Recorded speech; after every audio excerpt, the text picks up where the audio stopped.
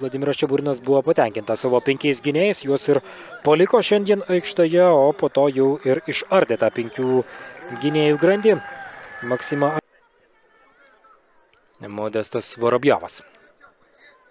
Perdavimą dabar atlieka, siunčiamas kamuolys į baudos aikštelę. Martynas Matusas šiandien tikrai puikiai rungtyniauja.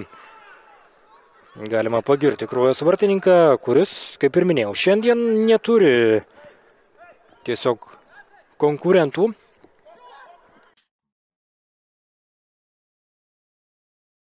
Komanda ir jie įrodytų savo, kad gali sužaisti ir su vienai.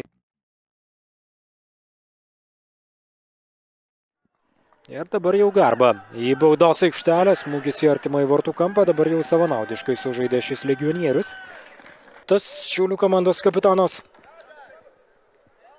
Ir grąžina kamuolį į žaidimą nuo 0, bet tikrai nuo kažko mažai, nes pasikeitus yra Šiaulių komanda jėgas.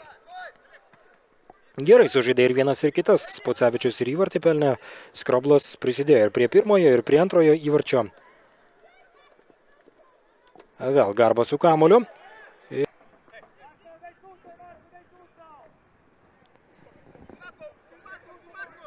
Ir Kavaliauskas. Jo perdavimas į aikštę ir čia 23 numeris Rikardas Biesinis.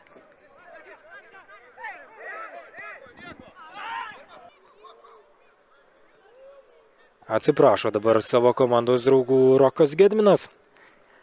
Galbūt jeigu ir jam trūksta, tikrai sunkios alinančios rungtynės. Oras štai toks, o čia Robertas. Atrodo, šį kartą pakrojo Krūvą žaidėją Harūną Garbą.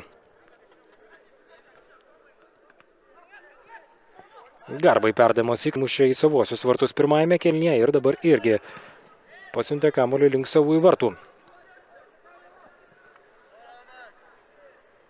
Garba. Vidurio gynėjų. Jau pasipildė ir ko gero sustiprėjo.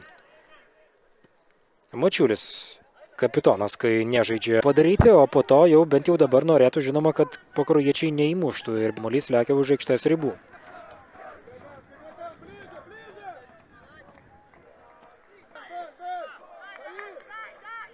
Aštuoniasdešimt trečioji rungtynių minutė, taigi apie 10 įmušti ir pabandyti išlyginti rezultatą ir pakeisti. Buvo pradžia galbūt ne pati sėkmingiausia 5-4-1, po to pakeitė išsidėstymą į 4. Garba yra toks taraninės tipo puolėjas, kaip ir Ričardas Beniušis.